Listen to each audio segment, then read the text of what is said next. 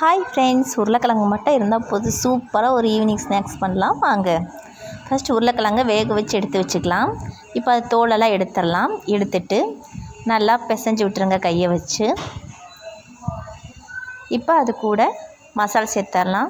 1 spoon cornflour மாவு, 1 spoon அரிசி மாவு, 1/2 ஸ்பூன் மிளகாய்த்தூள், 1 ஸ்பூன் மிளகுத்தூள், தேவையான அளவு உப்பு, கொஞ்சமாக பொடியாக வெட்டின கொத்தமல்லி இலை எல்லாத்தையும் சேர்த்து நல்லா மிக்ஸ் பண்ணிக்கோங்க.